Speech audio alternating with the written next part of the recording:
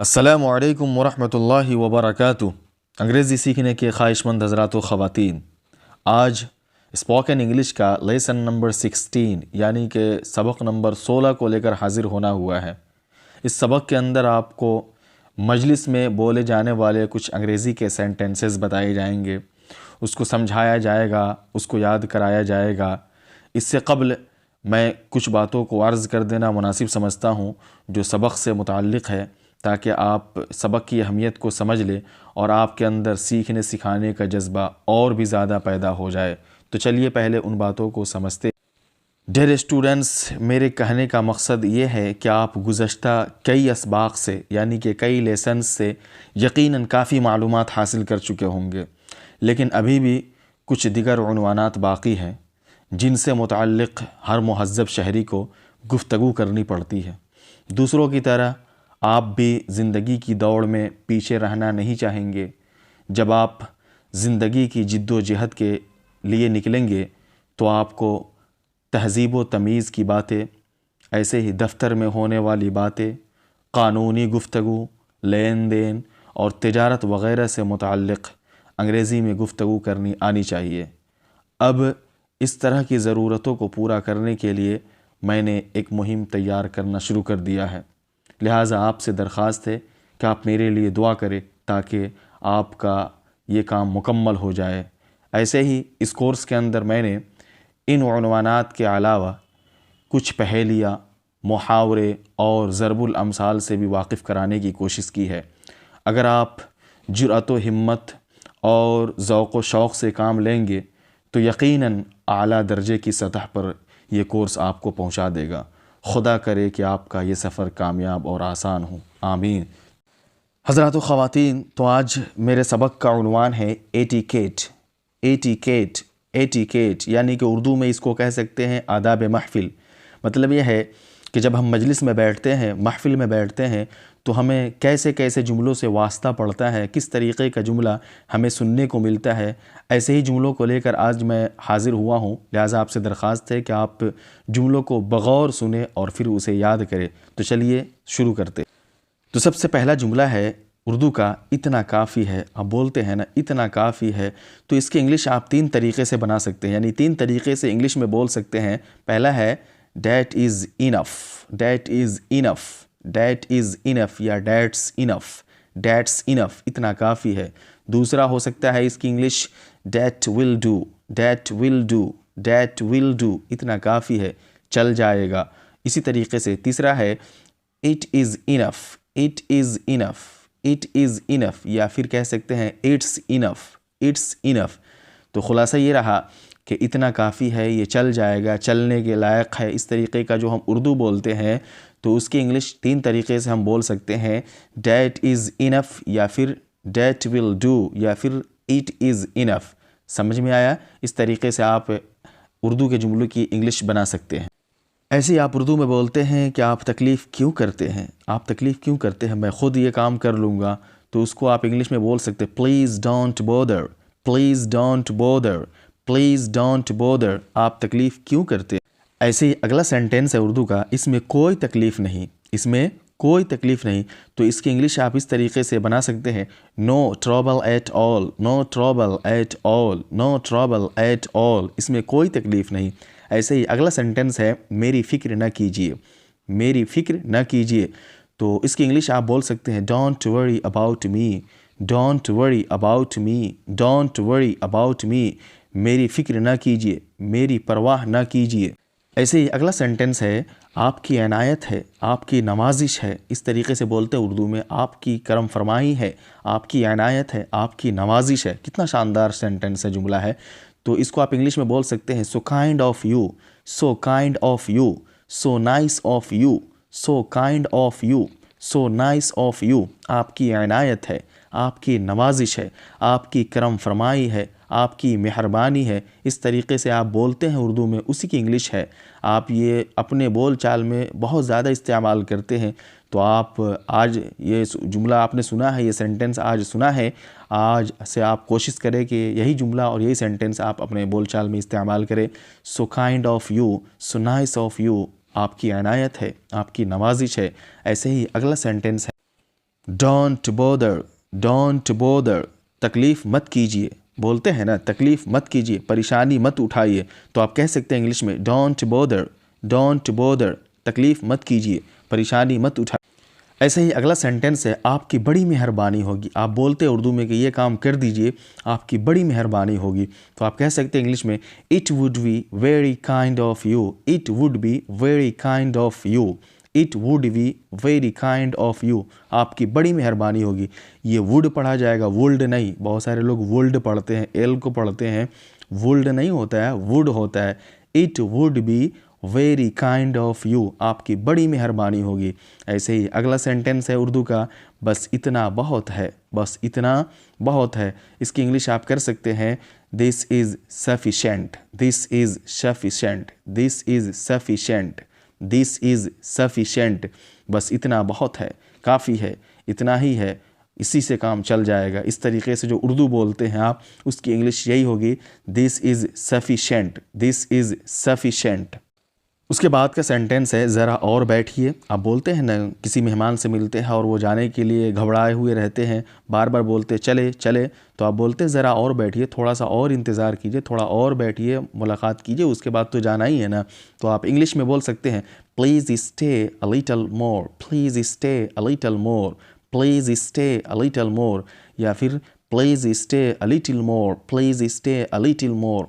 दोनों तरीके से पढ़ सकते हैं, लिटल मोर या little more. Please stay a little more, please stay a little more, ज़रा और बैठिए। उसके बाद है माफ़ कीजिए, माफ़ कीजिए। आप बोलते हैं उर्दू में, थोड़ी सी गलती हो जाती है तो आप सामने वाले को बोलते हैं कि माफ़ कीजिए, परेशानी हो गई है मुझसे आपको, तो आप बोल सकते हैं इंग्लिश में please excuse me, please excuse me, please excuse me, माफ़ कीजिए। उसके बाद आप बोलते हैं तकलीफ़ नहीं कीजिए, तकलीफ़ न कीजिए, डोंट बी फॉर्मल। इससे पहले भी आपने पढ़ा है कि डोंट बॉदर, तकलीफ़ मत कीजिए, परेशान मत होइए। यहाँ भी उसी तरीके का दूसरा सेंटेंस है डोंट बी फॉर्मल, तकलीफ़ न कीजिए, डोंट बी फॉर्मल, तकलीफ़ न कीजिए, डोंट बी फॉर्मल। ऐसे ही इंग्लिश का अगला सेंटेंस है मे आई से समथिंग, मे आई से समथिंग, मैं कुछ अर्ज़ करूं, मे आई से समथिंग, मैं कुछ अर्ज़ करूं। या आप जब दो चार दोस्तों के बीच बैठकर बातें करते हैं तो आप अपने दोस्तों से पूछते हैं कि मैं कुछ अर्ज़ करूं, मैं भी कुछ बोलूं, मैं भी कुछ आपके सामने पेश करूं।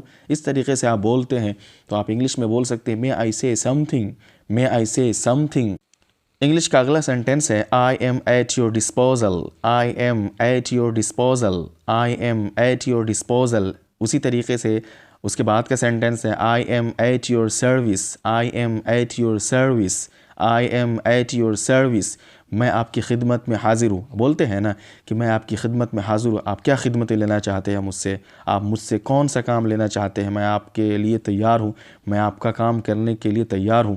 तो आप बोल सकते हैं इंग्लिश में I am at your disposal, I am at your service.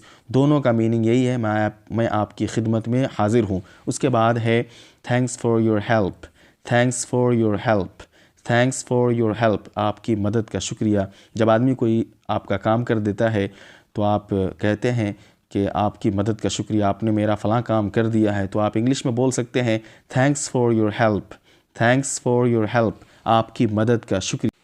ऐसे ही अगला सेंटेंस है इंग्लिश का may I sit here, may I sit here, may I sit here, क्या मैं यहाँ बैठ सकता हूँ। जब आपको कहीं परमिशन लेकर के बैठना होता है तो सामने वाले से यानी बगल वाले से आप पूछते हैं कि क्या मैं यहाँ बैठ सकता हूँ, तो आप इंग्लिश में पूछ सकते हैं may I sit here, may I sit here, क्या मैं यहाँ बैठ सकता हूँ। उसके बाद का सेंटेंस है डोंट माइंड, बुरा ना मानिएगा, डोंट माइंड, बुरा ना मानिएगा, डोंट माइंड, बुरा ना मानिएगा। ये सेंटेंस भी बहुत ज़्यादा आप हर रोज़ के बोल चाल में यूज़ करते हैं। कोई बात आप किसी के सामने कहते हैं तो आखिर में आप ये कह देते हैं कि मेरी बात का बुरा मत मानिएगा, मेरी बात को बुरा मत लीजिएगा। इस तरीके से आप बोलते हैं तो आप इंग्लिश में कह सकते हैं डोंट माइंड, डोंट माइंड, बुरा ना मानिएगा। ऐसे इंग्लिश का अगला सेंटेंस है we are grateful to you, we are grateful to you, we are grateful to you, हम आपके एहसानमंद हैं। जब कोई आदमी कोई काम किसी का कर देता है तो सामने वाला कहता है कि हम आपके शुक्रगुजार हैं कि फ़लाँ काम आपने हमारा कर दिया है, तो आप इंग्लिश में बोल सकते हैं we are grateful to you, we are grateful to you, हम आपके एहसानमंद हैं, हम आपके शुक्रगुजार हैं। उसके बाद का सेंटेंस है no question of kindness it would rather please me, no question of kindness it would rather please me, no question of kindness it would rather please me. इसका हिंदी कर सकते हैं, इसका उर्दू कर सकते हैं। इसमें मेहरबानी की कोई बात नहीं, बल्कि ये तो मैंने खुशी से किया है, बल्कि इससे तो मुझे खुशी हुई है। इसमें मेहरबानी की कोई बात नहीं है, बल्कि मैंने तो इसे खुशी से किया है। समझ रहे हैं बात? जब आदमी किसी का कोई काम कर देता है तो आदमी कहता है कि हम आपके एहसानमंद हैं कि फ़लाँ काम आपने मेरा कर दिया है, तो आप जवाब में कह सकते हैं कि no question of kindness it would rather please me, कि इसमें कोई मेहरबानी की बात नहीं, बल्कि ये तो मैंने खुशी से किया है, ये काम करके तो मुझे खुशी हो रही है, ये एहसान की बात नहीं है। देखिए कितना शानदार सेंटेंस है। हम आपसे यही दरख्वास्त करेंगे, रिक्वेस्ट करेंगे कि आप ये सारे सेंटेंसेस याद करें और याद करने के बाद इन्हें आप जो है डेली के बोल चाल में खूब इस्तेमाल करें। बहुत अच्छे अच्छे सेंटेंस हैं, आप अगर इस्तेमाल करेंगे, आप अगर इन्हें यूज़ करेंगे तो आप जो है अपने आप में खुशी महसूस करेंगे। ऐसे ही इंग्लिश का अगला सेंटेंस है thank you for your sensible advice, thank you for your sensible advice, thank you for your sensible advice.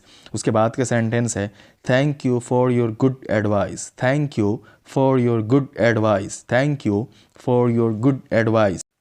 दोनों सेंटेंस का आप उर्दू कर सकते हैं कि आपके नेक मशवरा का शुक्रिया, आपके नेक सलाह का शुक्रिया। देखिए कितना अच्छा सेंटेंस है, दोनों है, ऊपर वाला भी है thank you for your sensible advice, उसके बाद नीचे है लकीर के, रेड लकीर के नीचे thank you for your good advice.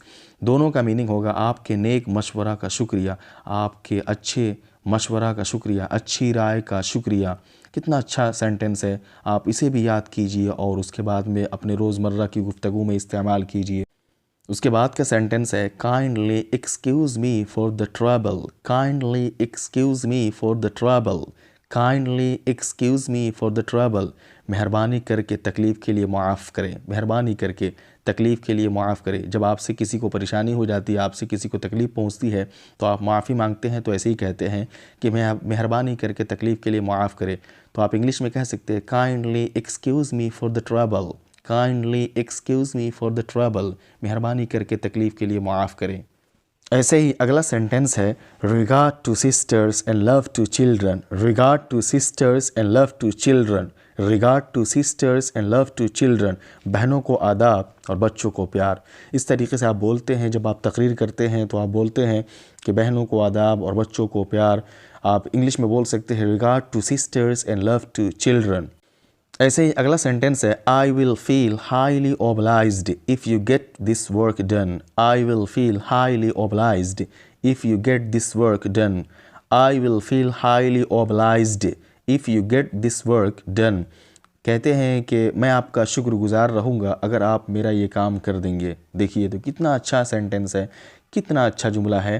कह रहे हैं कि जब आदमी कोई काम किसी से करवाना चाहता है तो कहता है कि फ़लाँ काम मेरा कर दीजिए, मैं ज़िंदगी भर आपका नाम लेता रहूँगा। इस तरीके का जो आप सेंटेंस उर्दू में बोलते हैं, अगर ये सेंटेंस और यही सेंस जो है अगर इंग्लिश में आप बोलना चाहे तो आप कह सकते हैं I will feel highly obliged if you get this work done, I will feel highly obliged if you get this work done, कि मैं आपका शुक्रगुजार रहूँगा अगर आपने मेरा ये काम कर दिया, अगर आप मेरा ये काम कर देंगे।